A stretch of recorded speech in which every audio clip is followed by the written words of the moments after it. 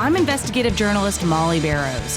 For years, I've covered the stories that made headlines in Northwest Florida and all along the Gulf Coast. Murders, missing persons, and mysteries of all kinds. These cases are far from over for many victims because the full story has yet to surface. Join me for Gulf Coast Confidential, where I dive into the saltier side of the South and expose the lies, greed, and corruption that often weighs down the truth. It's time to turn the tide and get a shot at justice. Hey y'all, I'm Molly Barrows, and welcome to Gulf Coast Confidential, the podcast, where we cover some of the most scandalous crimes and cases that bubble up in Northwest Florida and beyond. Joining me, as always, is Pam Hill. She is a victim's advocate. She's experienced violent crime in her own family, so she can relate to a lot of these issues that, sadly, for her and for others, that we have to deal with violence in our lives. But, you certainly bring a unique perspective, and we're talking about a case that hits very close to home for folks who are from Northwest Florida. Everyone around here is familiar with this, and this is a case that made international headlines at the time in 2001, and I'm talking about the case of Alex and Derek King, two young brothers who were just 12 and 13 years old when they were arrested and confessed to killing their father, Terry King, back in 2001. It is a case that is very complicated. It's taken a lot of twists and turns. I co-authored a book on that case called A Perversion of Justice that really gets into the nitty-gritty details of who these folks were and how they got to be where they are. But this is an update on Alex King, who sadly passed away this month of a drug overdose. His uncle, Greg King, reached out to tell me the news and to let me know because he felt like so many people had followed this case. He knew there was a lot of interest, and he's also a man of faith, and he wanted people, I think he wants people to hopefully take something from Alex's life that can help them in their own experience, whether it's to make different decisions or maybe even to love each other a little harder. Right. And he certainly tried to help Alex. So he's, talked about how Alex came to visit him several years ago, and he saw the path that he was heading on, and he hated it and wished that it had taken a different turn. And I think that's why he wanted to share this news, because he knew that I'd been following this since it happened. I was a young reporter for a local ABC affiliate here in Pensacola at the time that it happened. And I was on the courts and crime beat, so I started covering the case, and it evolved into my interest into developing a book. And I partnered with an adjunct part-time teacher at UWF who had asked me to speak at her class regularly. And after one of the speaking engagements that I had talking about journalism, I was talking about that case. And I said, I think it would make a really great book. And I said, but I just don't know if I'll have the time to do it by myself.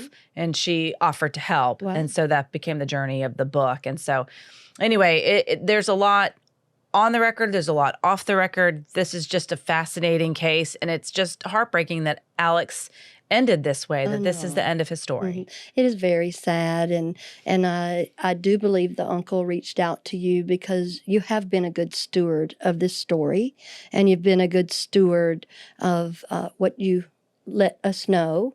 And also when the book came out, it was unbelievable to most of us that this could happen, and see these two angelic-faced boys, and they've been accused of this. And then you're telling the story because it was unbelievable. Somebody had to tell it to us, and tell it to us in a way that could sort of make sense, but it still doesn't make sense because this just doesn't seem like something that could happen. But I think that he reached out because family, I think one of the things with crime is you're standing there going, this is unbelievable. I still can't believe this happened. So Alex, I would look at the pictures like in your book and see y'all on TV, the court case and everything. And I would just look, and he just looked perfect. And he seemed so sweet and everything. And I think he probably was a sweet man. And you can tell me more about that. Yes, 35 years old. He passed away. Anyone that has known him either for a very long time or a short time, he had his challenges and his problems. Clearly, drug addiction was one of them in recent years. But 201, everyone says he was good-hearted. And that's what I remember about him, is that he was sweet. And both Derek and Alex have always been very smart, I think very interested in other people, very interested in just trying to lead normal lives, but they didn't grow up in a situation that was going to make it easy for them to live normal lives. Right. And it seems like their childhood was troubled and probably peppered with other people being influences in their head. I know that when I read about Ricky Chavis, every time I would read something about him, I was like, what is this guy doing in here? Yes, I know. They did grow up with a lot of chaos in their lives. And if you have not read the book or if you're not familiar with the case, you can also check out Bury the Past. That's another episode that I've done where I recap the nuts and bolts of what happened with the King case. But in a nutshell, they confessed to killing their dad in 2001 and then setting fire to his home in Cantonment. Derek is actually the one to do the killing. He used a bat, an aluminum bat, beat his father to death while he was sleeping in a recliner in the living room, and Alex stood by and watched. In fact, during court, Derek basically both boys described what they call the death rattle. And you could hear him difficulty breathing and passing. And he was sleeping in that recliner because the boys had run away not too long earlier, and they'd gone to stay with the family friend, Ricky Chavis. He had befriended Terry through what we call the T&W flea market in Pensacola. And 20 some odd years ago was a much more popular place than it is now. It's still popular. But that was before the internet had really taken off good, if you will. Yeah. And people who needed to make a buck or had something they wanted to sell or had something they wanted to buy, it was an easy place to go and do that. So Ricky was in this neighborhood. He was at this flea market. Terry went there often. Ricky was a fix-it guy. He could fix everything from cars to appliances. And he had a big piece of property in the middle of a neighborhood that's, Pensacola has a lot of poverty. And I think that in so many of these crimes that I cover, whether it's the King brothers, other murders, other crimes, you have poverty is really at the root of a lot of it. People trying to make a buck. Certainly with drugs and gun violence, I think that's part of it. They wouldn't be selling drugs if they weren't trying to make a buck. People wouldn't be buying drugs if they didn't have either addiction issues or weren't trying to probably self-medicate some sort of pain or mental illness. And I think that's certainly what we saw in the final days of Alex King. And I certainly hope that that's not the case for his brother. From what I understand, he's living in Pensacola. He's got love and support from his family. I have heard nothing about him going down the drug path at all. Good. So I'm happy to say that that's hopefully not something that's in his future. But I know that he has had his own struggles. He has been to prison again in Virginia area for charges including assault. It's tough. And this case to me is an example of what so many other cases, what we see with criminal justice in this country. If you have committed a crime and you've been sentenced to prison and you come out, one of the fourth leading causes of homelessness is people being released from prison. So much of the environment and the crime that, the situation, the decisions that you made that put you in there, it's not like prison is necessarily about rehabilitation. Not to say that there aren't opportunities that you can take advantage of, but it's dealing with the stressors of life. It's having a support system. It's having a place to stay. It's being able to get an education. It's being able to have a safety net, if you will, and somebody to be on your side when you're trying to make changes, because you have to be a different person in order to survive in society if you weren't that person before. Right. And the means to do that, it's already challenging to a lot of people. Right. But when you have these strikes against you and you don't have any marketable skills or the education, and then that's why I think some people say, I don't want to do probation, because they know that that's setting them up to fail. They're like, let me just do this time in here and move on.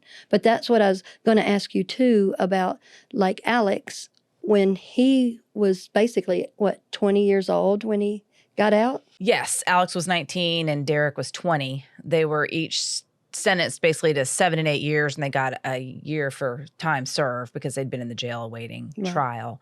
But even those trials were just groundbreaking in some respects because the sentence ended up being mediated. Even though the jury convicted the boys of killing their dad, they told reporters, including the News Journal, that they didn't actually feel like the brothers killed their father. They felt like Ricky was the one that did it. But basically, they issued that decision because they felt like that was in the best interest of the boys for a variety of reasons. And then when the judge caught wind of their reasoning, he was basically said their due process rights were violated. And instead of retrying the case, because there were like a total of 4 trials, even Ricky Chavis was tried with killing Terry King, and he was found not guilty. He was also tried for molesting Alex. He was found not guilty.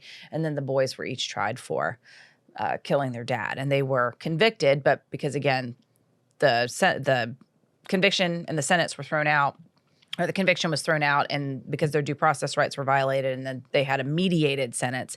And part of that mediated sentence was to sign confessions and promise to never change their story again, because they had initially walked in and confessed when Ricky Chavis, the family friend who Alex said, and it's documented in our book, and he talked to us about this, and he had said that the molestation started when he was 9. Ricky had offered to babysit.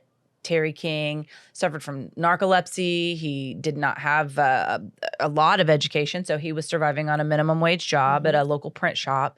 And he often didn't have enough money for bills, food. There were times when Alex remembers growing up and just surviving on basically like, Little Debbie's and no power. Oh, wow. And so he needed help. He had his mom and he had family to help, but everybody's doing the best they can. Right. And Terry relied on Ricky, who was like, hey, you can come hang out. A lot of boys hang out at my place because I have cars and video games and I can watch him. And he denies all this, Ricky Chavis, and he was not, again, he was found not guilty of molesting Alex, but he was sentenced to 30 years for basically tampering with evidence and for hiding the boys out after the crime, and then washing their bloody clothes. Wow. And then he's the one that turned them into the sheriff's office. Isn't To me, that something? was just Yeah. always It's something. suspicious. It's just taking a child's innocence and twisting their minds around. That's what I think. But the investigators don't think that. Yeah. I'm actually friends with one of them. They don't think that. I'm friends with both of them, but Yeah. they don't. They think the boys are cold and that they are mean and that Ricky was basically manipulated too, that Ricky just felt sorry for them and helped and got caught up in it. I don't believe that. This is a man with a record from 1984 for procuring children for prostitution and lewd and lascivious. Interviewed several people that said they either personally experienced molestation at Ricky's hands. Also, the mother of a young man who said she basically had to physically take her son away from Ricky and that he chased her down in a van. Wow. And she has since passed. So a lot of the people in this case come from very impoverished backgrounds. That seems to be a problem because And it gives opportunities for pedophiles. definitely, and people to come in. If somebody's exhausted, they're doing everything they can, and from what I read, it seemed like Terry was a man trying to do the right thing by his children, like Absolutely. limit TV and kind of do some things that parents do. He was also a man of faith in the Pentecostal faith. And so I think that he was trying to raise his son accordingly. And because he didn't have a lot of money, that's why Derek wasn't even living with him for the years leading up to this. He was living with a foster family of sorts that had been placed, Derek had been placed with this family because of their association with another faith-based group that tried to place children in homes where they could get proper care if they didn't have that opportunity. So because Janet left, that's the mom. Kelly Marino is what she goes by now, but Janet French is her original name. And she and Terry had Alex and Derek together, and then she got pregnant again with twins, and basically left the family. And I don't mean this judgmentally or cruelly or critically at all, because I know that a lot of people do feel like, well, if the mom had just stayed, things would be different. And I'm not arguing against that, but I'm just saying I have talked to this woman several times. I've interviewed her many times over the years. And there is not a mean bone in her body. I don't think that there was this intent to get up every morning and say, how can I set my sons up for failure? Right. How can I ruin my family? I think she also has her challenges, and I wouldn't claim to know what those are. But I think in some ways, family would even describe her as being simple, and not in an insulting way, but in a I take life on life's terms kind of way. And I, but she's done some things that have given people room to throw stones. After the boys were convicted and Terry's death, she claimed Social Security for Terry on their behalf. And then she ended up getting in trouble for that legally. There were some other things that went on in the writing of the book that had to do with the mom and other issues. But I just say all that to say this. I don't think I know that the family gets some criticism for how the boys turned out. And of course, they're genetically related to them, and environment plays a big role in familiar relationships. I think there was some holes left in their hearts for love and intimacy and parental approval that opened the door for potential predators, who I personally believe Ricky Chavis was one. But again, not convicted, and he denies that. So I'm just saying, whatever anybody believes, my personal feeling is Terry King would still be alive, but for Ricky Chavis' I feel influence. the same. Yeah, I feel the same. Well, it was interesting to me when I read the book how, like, when the authorities were coming over looking for the boys, how they were underneath. Yes, they were absolutely underneath their feet, literally. Ricky walking had on top of them. a hidey hole up underneath the trailer where he hid them, and there was a lamp and Playboy magazines, or girly magazines, if you will, for Derek, and Alex was down there too. But that's where he hid them out. That's where he hid them out when Terry King was still alive. Why Terry King was sleeping in that recliner is because the boys had run away before, and just a week or so before, they had run away and were gone for several days, and he began to suspect that Ricky knew something. Ricky had hidden them out in that same place before when Terry had come by looking for them. He even put up missing posters at that T&W flea market, and I talked to a vendor there who sold camouflage gear and things for hunting and whatnot, and he remembered that during that time when the boys were missing, that Terry came in and was looking for some items, and he said, well, what do you need these things for? And he said, I'm hunting for my boys. I'm looking for my boys. Wow. And again, I think, going back to a simple person, he was a good person. Everyone I've talked to who's worked with him, who's known him, said that his intentions were good, but he didn't have a lot of money. And I think that it made him hard for him to keep his family together. He had their mother did not want to stay and be a mommy. And but it doesn't mean that she doesn't love them. Right. And she is absolutely devastated, from what I understand, of course, by the loss of Alex. And never in a million years would she want this. I remember my own mother had a stroke. She passed in September, but several years ago before that, she had a stroke and she was in the hospital. And I had my daughter with me, who was much younger at the time, and we went through the grocery store line, Publix, which was right there by the hospital, because I needed to get something for dinner to take home. And my mind's on my mom and trying to keep this little one happy. And she's kind of bouncing around next to me in line, and I'm not paying that much attention. I'm making conversation with the person who's checking me out, but I'm really just not, my mind's elsewhere. And then this woman's voice says, "Hey, Molly, how have you been?" And I look and see, and it's Janet, or Kelly. Oh, wow. It's like she likes to be called. And we had a good conversation, and I couldn't believe it. Again, if you've listened to this before, I'm a faith girl. I love me some Jesus. So I look at things like that as like God winks. And I was happy to connect with her. I was happy to hear how she was doing, and she was happy. She seemed happy to be working and happy to be close to home. And she was staying with family, and Alex was living with her at the time, she said. And she said they were getting up every morning and they were reading the Bible, but he was struggling because he didn't have a job, and he was struggling because he didn't feel like he had purpose. And he was struggling because he didn't feel like, I personally think he was struggling because he didn't get the help that he needed after he got out of prison. Right. And really had the chance for some soul searching, deep down, nitty gritty counseling. Because whatever happened with Terry King, there are some people who believe that Ricky Chavis actually killed them and then set fire to the house. And there are some that feel like that the boys did it, but then they asked Ricky for help. And either way, whatever happened, they played a role in it. There is some responsibility that they were aware of. They were aware of the crime if they didn't commit it. They were certainly aware. In fact, Derek told the foster family that time that he ran away the first time that there was a plan, that Alex and Ricky had a plan to kill their dad. And I think that Derek just didn't have any particular loyalty to his father because he hadn't really grown up with him. And maybe there was some resentment there for dad giving him up. And he kept Alex because he actually had given Alex up for adoption too. But Alex cried so much he was returned to his father. Wow. And he didn't want to give him up. And then the reason Derek was living with him right in 2001, I think he was, like I said, 13 at the time. He'd been living with this foster family, and they had been having trouble with him, and they wanted to send him to a military style boarding school. And but because it wasn't an official adoption, they didn't have parental custody, if you will. It was an agreement. They had to have Terry King's permission, and Terry decided he didn't want to give them permission to do that. He wanted to have his son. He wanted to try to make it work. And I think that's a father's heart. But the lifestyle for Derek was drastically different. He came from a foster family that was well-to-do. He had all the material things a boy his age could want. He did not have that with Terry, to say the least. And this is a man that relied a lot on his faith, and probably both of those, and also the foster family was a family of faith and had Derek in church. But I think both young men seemed to feel a little stifled by this environment of rules and this faith-based, wrapped in this faith-based component, if you will. So I think Ricky Chavis, if you subscribe to the theory that he was manipulative, he was providing them with the alternative to that.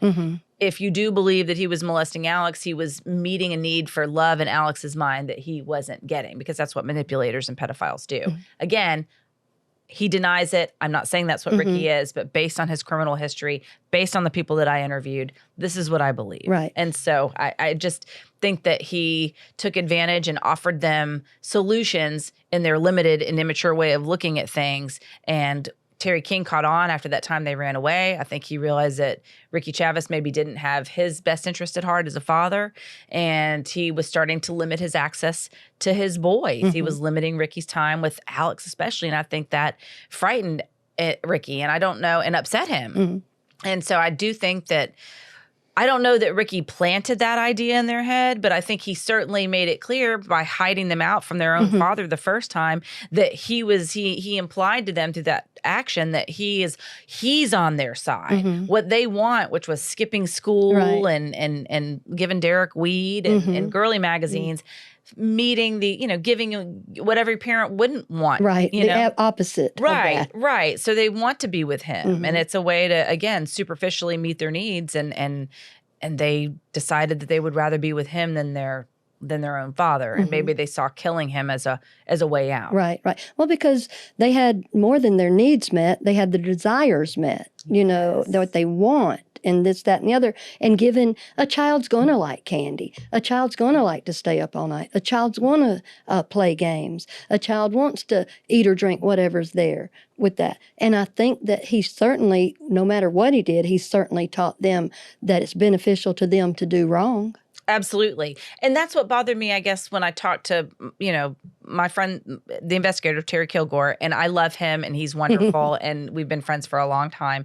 And I'm not telling you anything he wouldn't tell you himself, but basically, he felt like Ricky was kind of dumb and he got caught up in something he shouldn't have been caught up in. But I was like, crazy like a fox. Yeah. I don't think the majority of us think that. I think most people that have heard the story or read the book or watched the trial, I had an overwhelming, he's the problem. He's a pedophile. He's teaching them wrong. The dad's trying to do what's right. It's not. A child's currency, in my mind, is fun and attention. That's what I think is their currency. And that's what he offered them. Right. And let them feel uninhibited. And at home, the dad's like, you're going to have to do your homework. You're going to have to go to bed on time. You're going to have to, take a bath, these kind of things. But if who wouldn't revel in that? And then they're like, he's the problem. He stands between y'all and this. It makes me so mad to think about Ricky Chavis. I know. And he is over 20 years now in prison. And I think he stands to get out November of 2031. Wow. So, it's 2024 now, so 7 years. Yep, 7 years. Well, so after Alex and Derek were in, was it prison or jail or? Yes. So, they were tried as adults and then they were sent to prison, but kept in Alex eventually went to a juvenile facility, I believe, but they were isolated, but, Greg King was telling me that he feels like they didn't get the help they needed after prison too. And he said that maybe it didn't seem like it in prison, because they were getting some help in prison. They were getting some counseling, some treatment. But he said there was no stressors, no pressure at that point. They were living an institutionalized existence. You get up at a certain time. Your meals are provided for you. There's not a lot of decisions that you actually have the power to make. But it's when you're out and you're faced with the real world pressures, where do you pull from? Right. Whose guidance do you rely on? What's your life experience to make good decisions? Well, we see what happened, what got them to this point. Nothing magically changes in 7 or 8 years behind bars. They went from puberty to adults in prison behind bars. Right there. Not in a society that they were going to be expected to function in afterward. Right. And like a lot of Black folk do, by the way. And that's one thing that I really want to bring up about this. We disproportionately put people of color behind bars. And then we expect whatever color they are to behave normally and fit into society when they get out. I can't tell you the number of children that have also been charged as adults for a variety of crimes and tried and convicted, and they don't get near the level of attention that the King brothers did. And it's because they were both beautiful, two cute little white boys. And it was sympathetic to a lot of white folks, if we're going to be honest. But I've seen a lot of cases of children of color who also probably could have used the same level of compassion and understanding. I think everybody should get that. And we've talked about that before on many levels about many things, careers, jobs, healthcare, of like that. Absolutely. It's just, we've just got to get out of our own way.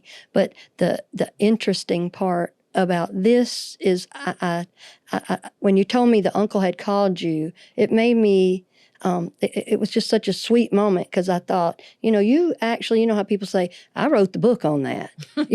Well, you did write the book on this, and you have. And like I said, I think about it. It's so sweet to me that how good a steward you've been of their story. And even like right now, telling us, what we cared. I think that's what translates is we cared, especially here in Pensacola. We cared about Terry, and I still think about him every time I go over to Cantonment because my dad used to live out that way. And I think, and I look at houses sometimes and the lights are on and I'm like, I wonder what's going on in there. I know.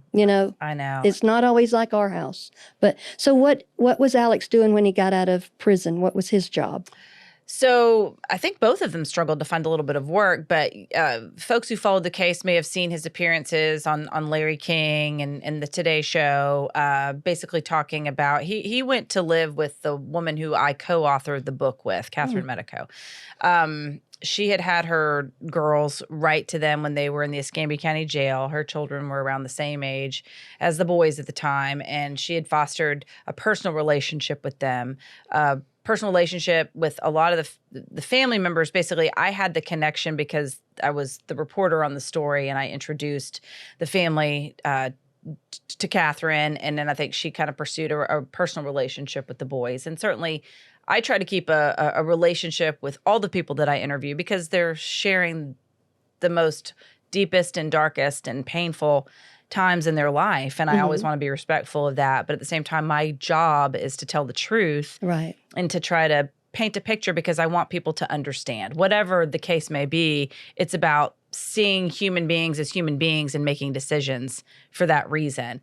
And I think Catherine was also passionate about showing that the boys were innocent. And I don't know that I was so much about showing the boys were innocent as showing that they are human and what is this person with this past of child molestation have a role in their future. Like why did these boys do what they do? Are they innocent or not? I still don't think they would have done it without Ricky Chavis's influence. But my goal was not necessarily to prove innocence. It was just to show, hey, here's what happened. Maybe these other factors played a role in it. But, more power to her, I guess. And so she had this relationship with Alex and he went to live with her. And I think that there are family members who have concern that perhaps they were too much in the national spotlight too quickly, claiming healing and wanting to use their story to help others when they had not actually healed themselves and really, truly from an emotional standpoint, didn't have anything to give. Right. And that would trip you up later if you're jumping out there saying I'm healed, which nobody heals from that. You can move on and you can get better and recover, but total healing, I don't think can happen from something like that. You have to acknowledge what happened. Exactly. And you have to be honest about it, and it has to come from you. It's a spiritual thing. It is. It's not somebody promoting you here and there. So he did the talk shows and stuff for a little while, and then what did he do? He did, and then Derek also, I think Derek I would describe as a lover. I think he's always been popular with the girls, always, and I think he was anxious. They were both anxious to start families. Alex was married for a time here in the Pensacola area, about 3 years. Eventually he made it back to Pensacola. I think Derek and Alex both were involved with Catherine, if you will. I think they went to visit her in Europe. I think there was some closeness there. I did not remain in touch with Catherine. There were just some decisions that were made there towards the end of us working on the book that I disagreed with. And my trust level was not at what it was at the beginning of the project. And it remains that way to this day. It is not what it was. And I wish nothing but joy, peace, and happiness for her, and certainly for her precious, beautiful daughters. But as a 27, 28-year-old woman who started that project, I would do a lot of things differently. Right. Now a little bit older. Yes. Yes. Yeah, you look at stuff and see that. But that's what I do like about your reporting and your storytelling and stuff is you are accurate and you are aware that people are people and you don't try to profit off of people's pain. Or change the facts to meet a certain goal. Right. Yeah. Oh, yeah. We're not working toward teaching to the test. Right. Like that. I'm not a propagandist. Yes. Right. No, you're not. You're an investigative reporter. So then now with Alex, he's been to Europe, done the talk show circuit. What is he doing? I think they all just struggle to live the everyday life. It's like when that was no longer, and Catherine appeared on Larry King Live with Alex, and I had. There were so many people that worked on this case that were in the community, also from around the state, that were interested for a variety of different reasons, whether it was legally that children shouldn't be tried as adults. There were activists that came from South Florida and other parts of the country to rally against that. In fact, I posted about Alex's passing on my Facebook page, and one of those ladies that was active in that reached out to me and shared her grief.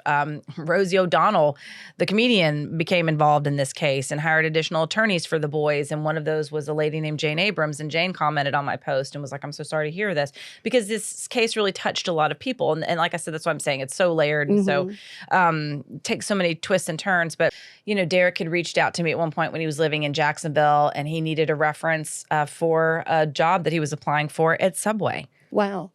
So the reality is, and again, this is why I bring it up, it's not just these boys, it's people that get out of prison on a daily basis. They're trying to rebuild their lives, and it's hard. It is. When you fill out an application and you got to put, are you a convicted felon? Fortunately, I don't have to do that, but some people do. And some people will look at that and say, gee, you messed up before. I don't want to risk that again. And I'm not judging. I'm saying there's not anything wrong with that. But at the same time, it makes it hard if you're trying to reenter society to be a part of society, if society is like, I don't really care if you paid your debt. You check that box. Right. And then imagine checking the box, that says, also, I killed my dad. The felony I killed was murder, and I beat him to death with a baseball bat. Yeah. But you can trust me to make your sandwich. Yeah. Do you know what I'm saying? Yeah. Like, I do know what you're saying. It's like a never-ending abyss that goes down. Right. And I think they both wanted love and attention, and like any human being does. And I think they worked at that. But I do think they were surrounded by people who perhaps had other agendas for their time and attention and future. And there was another man, they got involved in this youth ranch of sorts. And I think he was had their best interest at heart for the most part, but he was kind of an odd bird. And again, I think Derek got married and then had his own kids. And I don't think that relationship worked out. And now he's back here in Pensacola. And when I was researching Bury the Past, which came out a year or two ago, my article kind of updating where they are now, I'd reached out to members of the family and they didn't want to talk at that time, and I understood that and respected that. But I know there's a lot of interest in this case because just based on the reaction from Alex being gone. But when I reached out to them and they didn't want to talk about it, I did hear from others who knew Alex, and they said that he was into drugs. And I didn't get into as much as I knew in the article because for all I knew, he was going to make a change. And I didn't want to be a part of that system that continues to beat people down. You know what I mean? Even if it's, at this point, he's not being charged with a crime. I'm not going to air his dirty laundry just for the sake of airing his dirty laundry. He's already living with what happened and having that attached to his name for the rest of his life.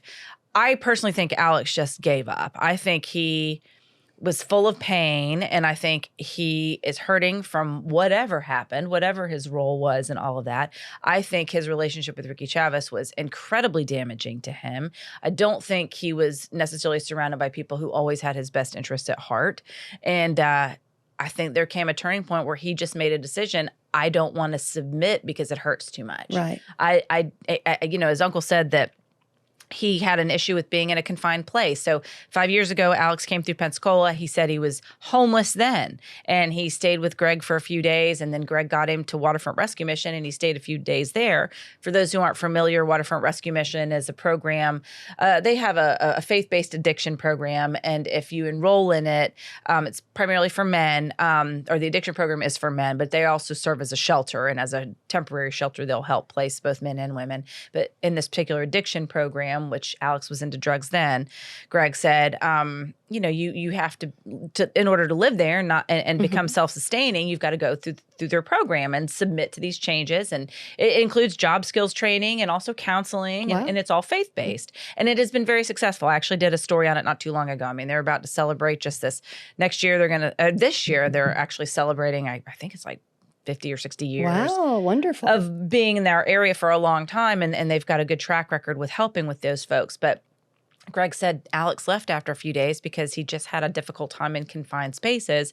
And he said that Alex shared with him that was because of his time behind bars when he was young. So again, I and Greg struggled with words too when he was telling me this. And he goes, Molly, I think the word I'm looking for is he struggled to submit. And he said, and I don't mean that and I can't remember how he worded it, but basically he's saying, I don't mean it like he wouldn't submit. Yeah, right. It was just hard for him to say, in order to make a change, I'm going to have to put myself in this situation. And it was hard for him to do that. I think it was, I think he just didn't, I think he gave up on himself. I think on some level, maybe he thought, I'm not worthy.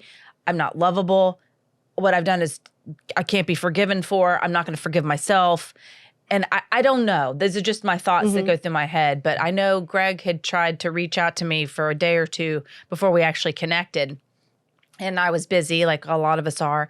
And when I dropped Vivian off, my daughter, at school, I called him back, and it's like 7 a.m. and I'm driving and I'm thinking about my day and what stories I'm going to do and what the chores I got to get done. And as Greg and I are talking, the first words out of his mouth, I was like, "Hey, so how are you? We hadn't talked in a while, so we're like, how are you? How are you?" And then I said, "Well, so what's going on with Alex?" Because he had said in his message, I want to share with you some information to update your story. I just saw the Bury the Past story, and I know you're following this and always have, and I just want to let you know that we're looking at the end of Alex's story, that he has passed.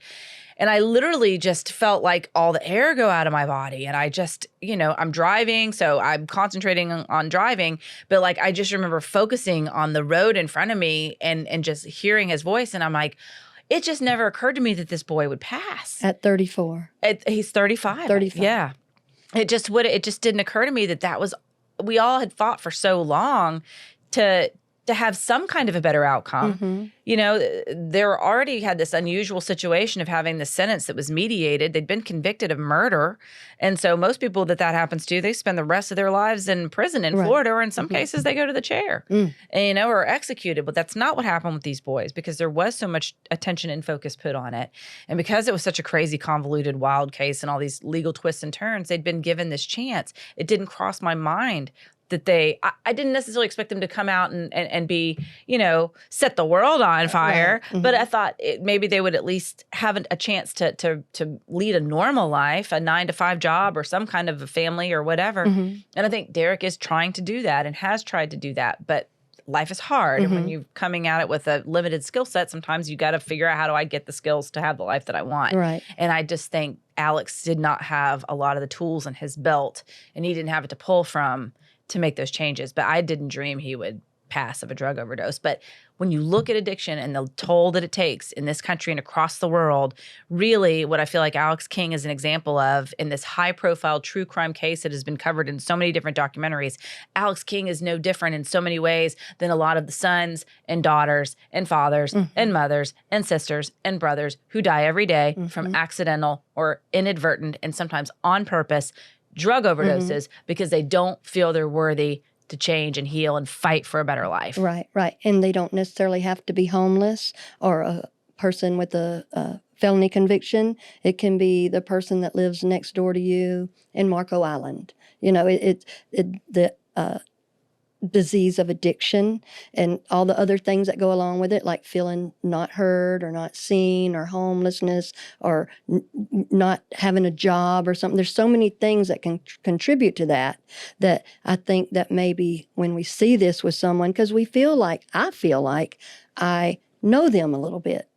I can put a person's name with it. Like I know some people that have passed away from overdose, but I don't know as many as some people do. But looking at him, my mind still thinks of this little boy with the white starched shirt on. I know. With his hands like this. Praying for a good outcome. Yeah, and I see that. And then I learned from you that he's a young man walking around and doesn't even feel the desire or need to carry identification because it makes me think he thinks he doesn't matter. Gosh, Pam, I know. When Greg told me that, he said, Molly, he didn't even want to carry an ID. He wanted nothing more than the clothes on his back. And he said he felt like he was drawn to the Northwest. He just wanted to hit the road. And he was drawn to the Northwest basically because I think he felt like there might be some opportunities for him to reconnect with nature, if you will, or be a part of an environment that was maybe potentially spiritually healing or important to him. But again, when I talked to his mom and I ran into her at Publix that time when my own mother was in the hospital from a stroke, and she had seemed so hopeful, and she was like, Alex is struggling. He gets out and he rides on his bike every day, and he goes and looks for jobs. But he said he's not going to give up, and we have prayer time and we read the Bible. So I do think, Alex did have that chance to reconnect with his mother. He did have that chance. I think both boys said something they had longed for as children, that mom in their life. And so in that regard, I'm glad they had that chance to spend some time together and reconnect. But, we're all limited in what we can give, and unless we replenish our own holes in our heart for love and compassion and empathy, it's hard to give what you don't have. Right. And so tell us something about what was the coolest thing about Alex? He was so smart and he loved to read and, he enjoyed rapping when he got out of prison. Yes. And he wrote some good lyrics, I thought. I mean, I'm certainly no R&B expert, No rapper. Right. I'm no rapper. But when he was in the juvenile facility in South Florida, he had sadly tried to make an attempt to escape, but I think he was caught with a couple of other boys. And I think, he identified with that. And it was a way, I think, to express some of I think he was a creative soul. And I have a feeling there was an artist in there. Good. And I think that was probably even more difficult, because you're a feeler. Right. An artist out here in this world that's got so many lines and boundaries and stuff. But, right. And there's plenty of people that have many better stories. Again, my primary role was observer and ideally truth teller. It was my goal all along, was just to tell what I saw. And of course, I, like a lot of people, had sympathy for these two angelic looking boys. Yes. And whatever they did to their father, Terry King did not deserve that, whether they took part in it or not, whether it was at the hands of someone else or not. They did confess to it. They did sign confessions, and then they recanted. But then they also signed those confessions again and said they never would. So we may never truly really know, but they did say they had done it. So if we take it on faith or on their words that they did actually kill their dad, then that's a lot to live with. And my prayer now is that they're both reunited, that he's with, that they're together, and that there's, forgiveness and healing for them.